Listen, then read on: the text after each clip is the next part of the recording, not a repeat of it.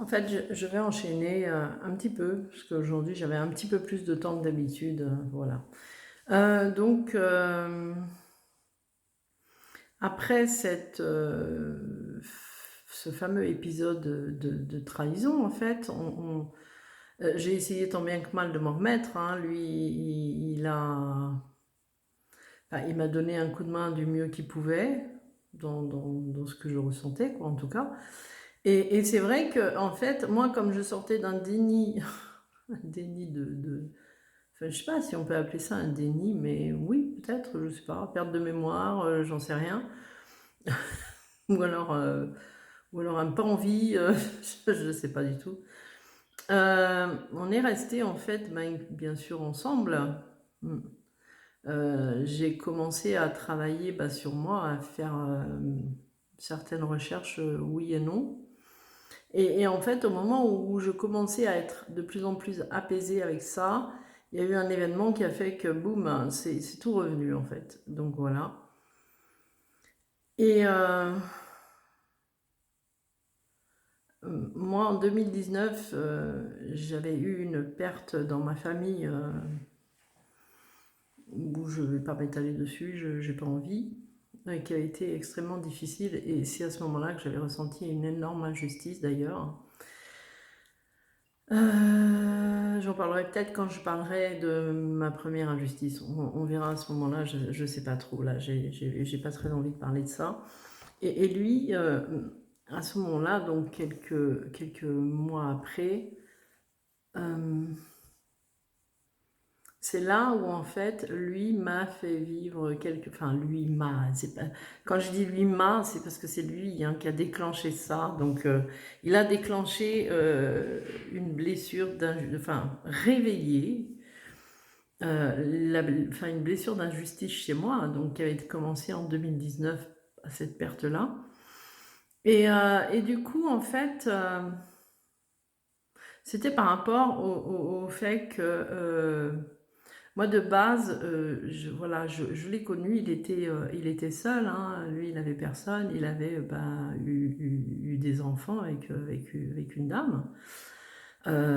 Et en fait, ils avaient quand même gardé des bonnes relations hein, dans ce que j'en savais, enfin, comme, enfin, pas, je pense pas vraiment comme toute personne qui est séparée, parce que, enfin voilà, bref. Et du coup, à ce moment-là, moi, je m'étais dit, parce que je connaissais cette dame, hein, j'échangeais avec elle de temps en temps, hein, et je connaissais ses enfants, hein, j'avais aucune difficulté avec certains de ses enfants, voilà, mais par rapport, quand ce parcours se déclenche, hein, il y a toujours un déclencheur qui fait que, voilà. Donc j'avais commencé à avoir des divergences d'opinion avec la maman de ses enfants. Et en fait, lui m'a fait vivre cette première injustice dans le sens où il m'a demandé de faire quelque chose, mais il n'a pas pris en charge qu'il me l'ait demandé. Voilà. Donc en fait, je me suis retrouvée avec des accusations de la part de cette dame, ses enfants qui ne voulaient plus me voir, sa maman à lui qui était en colère après moi, enfin bref. Et moi, en fait, j'ai essayé de me dépatouiller de ça et de lui dire, mais tu peux pas laisser des gens m'accuser comme ça d'un truc que c'est plus toi qui l'avais mis en cause, hein. Je prenais ma part de responsabilité, par contre, bien évidemment, de mon côté à moi, hein. J'ai travaillé sur ma part de responsabilité, mais en fait, je m'apercevais que pour lui, c'était beaucoup trop difficile de le faire parce qu'il avait peur, en fait, comme toute polarité de sa polarité, peur de ne pas être, enfin d'être rejeté, ce que je peux comprendre, rejeté ou je ne sais pas exactement ce qu'il pouvait ressentir. Après, ça lui appartient, mais en tout cas, voilà, j'avais cette injustice-là, moi, que d'ailleurs. Ben, j'ai jamais réussi à pouvoir en fait dire les choses vraiment, vraiment, puisque ben, si je le fais, si je le faisais, en fait, je me disais: «Mais si jamais je le fais, voilà, bah, il va, en fait, mal le prendre et vous allez vous disputer». Enfin, donc c'est assez marrant parce que lui ne le faisait pas pour ne pas être, mal vu, voilà, ou rejeté ou autre, je sais pas. Et moi, je ne le faisais pas pour ne pas être en dispute avec lui. Mais voilà, j'avais vécu c'est une injustice à ce niveau-là, qui a été très, très, très difficile pour moi d'ailleurs, parce que à ce moment-là, c'est mon corps qui a parlé et j'avais vécu une injustice avec un de ses enfants, principalement, heu, qui a fait que, je me suis retrouvée en fait avec un lumbago, ne plus pouvoir marcher. J'en pleurais, mais j'en pleurais beaucoup, beaucoup, beaucoup, qu'ils ne prennent pas en fait, en sachant les choses, qu'ils n'aillent pas en fait, pas dans mon sens, mais comme il savait très bien ce qui se passait. Pour moi, c'était difficile parce que en fait, il a, je me disais, mais en fait, il préfère que moi, je sois accusée plutôt que de prendre sur lui, de dire la vérité. Et en fait, pour moi, c'était très, très dur. Ma blessure d'injustice, hormis ce que j'ai expliqué avant, a été épouvantable. Épouvantable. J'ai fini avec un lumbago pendant plusieurs mois. Bah, je crois que c'est 2 mois, 2 mois, des douleurs atroces, à ne plus pouvoir marcher. Enfin voilà, j'ai été, ben oui, malmenée par ceux qui l'entouraient, hein, voilà. Bon, après, on sait comment ça marche, on sait très bien comment ça fonctionne, hein. Donc voilà, ça, j'en parlerai après, oui, de tout ça, peut-être un peu plus tard, mais voilà, moi, ma première injustice a été là. Et c'est par rapport à cette première injustice ben, qui s'est produit la première séparation. Voilà, la première séparation en fait en 2020, qui a été pour moi un clash. Un clash parce que je m'y attendais absolument pas du tout, du tout. Bah, évidemment, on s'y attend jamais. Même s'il y a des prémices, en fait, où on se dit oui, oulala, il y a quelque chose là, parce que j'arrivais pas à me dépatouiller par rapport à cette injustice que je vivais, j'arrivais pas, et je rentrais dans une lutte contre lui, en fait, hein. Je rentrais vraiment dans une lutte contre lui parce que je lui disais, mais tu peux pas quand même, voilà, moi je comprenais pas du tout. Et là, je me disais, mais en fait, mais je représente quoi? Je représente quoi, en fait, pour lui? Parce que il était plus dans le sens de prendre part pour les personnes qui l'entouraient, en sachant ben, qu'il y avait quelque chose qui n'était pas vrai. Et en fait, bah, c'était le néant pour moi. Le néant parce que j'avais l'impression de ne plus exister du tout. Je ne savais même plus où il était mon lien. Je ne le reconnaissais absolument plus du tout. Et par contre, à la première séparation, on s'est vraiment cassé la figure, ben, tous les deux en même temps. Tous les deux en même temps. Et là, j'ai revécu une autre trahison avec découverte de messages et tout ça.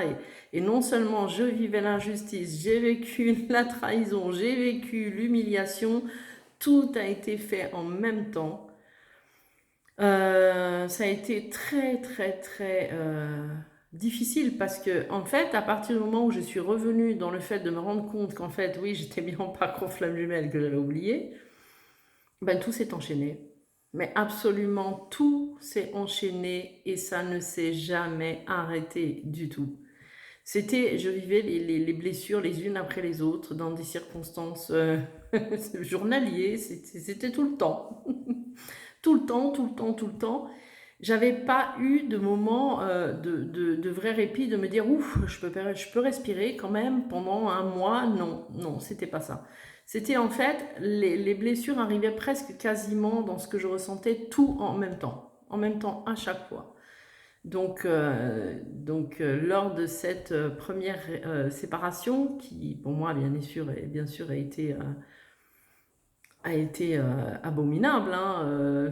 Lui, de son côté, je l'ai vu se décomposer aussi. J'ai vu que, en fait, ce que j'ai pu voir avec le recul, c'est que des choses s'étaient mises en place contre notre volonté, contre la sienne, contre même lui. Je le voyais pinailler là-dedans et pas savoir en fait pourquoi les choses arrivaient. Parce que avec le recul, après, on voit quand même. Sur le coup, on voit rien, on est aveugle, on n'est pas bien. Mais, mais après oui, après on voit des choses, on voit, c'est comme si ben, des phénomènes arrivaient, tout se mettait comme ça et on peut rien faire, rien. Ça sert à rien de faire quelque chose de toute façon, ça sert à rien dans ces cas-là parce qu'on peut pas. Et en fait, tout s'enchaînait en même temps. Et justement, ça fait que ça s'arrêtait pas, en fait. C'était quasiment journalier. Je découvrais des choses quasiment tous les jours. Quasiment tous les jours. J'avais pas le temps de me poser, j'avais pas le temps de respirer, j'avais le temps de rien. À la fin, en fait, pas à la fin, non, pas à la fin, mais au bout d'un certain temps, euh, je finissais par me dire, bon, ben, qu'est-ce qu'il y a aujourd'hui? Qu'est-ce qu'il y a aujourd'hui? Qu'est-ce que, voilà. En fait, c'était presque comme si j'étais pas dans une forme d'attente, mais comme si je me disais, mais c'est impossible qu'il n'y ait rien. J'ai quelque chose tous les jours. Donc c'est impossible que là, pendant une semaine, 2 semaines, 3 semaines, je respire. Et en fait, ce qui s'est produit, c'est que, donc il m'a quitté ce jour-là, comme ça, en me disant une phrase que je n'ai jamais compris. Un jour, je voudrais qu'il m'explique, parce qu'on n'en a jamais parlé de ça, qui a été « tu veux me piéger ». Voilà, ça a été ça. La phrase pour laquelle il m'a quitté, ça a été... J'avais acheté une tarte le matin, en plus. J'avais acheté une tarte le matin et l'après-midi, je discutais avec un ami au téléphone, et là, il est arrivé, je lui ai posé une question par rapport à quelque chose qui concernait la magie, et il est arrivé et il m'a dit « tu veux me piéger ?» Et voilà, et c'est là où il m'a quitté à ce moment-là, comme ça, où moi, en fait, au tout début, bah, il m'avait tellement quitté souvent, pendant un jour ou deux, que je me disais « bon, c'est bon, c'est pas grave ». Sauf que, déjà, ça a été très douloureux physiquement, intérieurement aussi, et en fait, les jours ont passé, et en fait... au bout de 4-5 jours, de nouveau, j'ai revécu la même trahison que la toute première trahison que j'ai vécue, avec la même personne, où là, en fait, il m'a en fait simplement dit « on n'est plus ensemble, je fais ce que je veux ». Alors, pour moi, ça a été... je sais même pas, comment identifier ça. Je suis désolée, j'ai très très chaud. Je sais même pas comment identifier ça, parce que je me disais, mais attends, mais comment c'est possible? Comment c'est possible? Je vis un cauchemar, je vais me réveiller. Je me rappelle, je lui ai même posé la question, est-ce que j'ai eu un accident et que là je suis dans le coma et que tu fais tout ça pour me réveiller? Il m'a répondu non. Parce que, parce que depuis que je l'ai connu, j'avais eu que des énergies, mais tellement immenses, avec des reconnexions tellement immenses, avec des symptômes tellement immenses. Après, avec oublier tout ça, et pour finir, chaque trahison que j'ai vécue, après c'était journalier quasiment, je vivais des choses, mais pas que lui, hein, de partout, mais lui c'était quand même les plus fortes. C'était quand même vraiment les plus fortes. Et j'en rigole, parce que franchement, il vaut mieux en rigoler, hein, quand même. Hein. Puis bon, ça fait quand même ben, 2 ans maintenant. Mais c'était à ce moment-là journalier. Et quand il m'a quitté comme ça, il a décidé aussi, ben, déjà en me disant, je fais ce que je veux, voilà. J'ai découvert derrière qu'il reparlait, donc avec cet ex-là, et en fait, je l'ai très, très, très, très mal pris, mais vraiment très mal pris. Pour moi, c'était vraiment un manque de respect total, parce qu'on vivait dans la même maison, parce que j'avais déjà vécu des injustices à répétition juste avant, les mois d'avant, le mois d'avant, oui. Ou non, non, le même mois, au tout début du mois.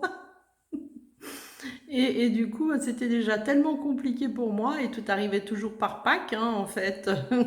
Pack de un, 2, 3, 4. J'avais pris un abonnement à ça.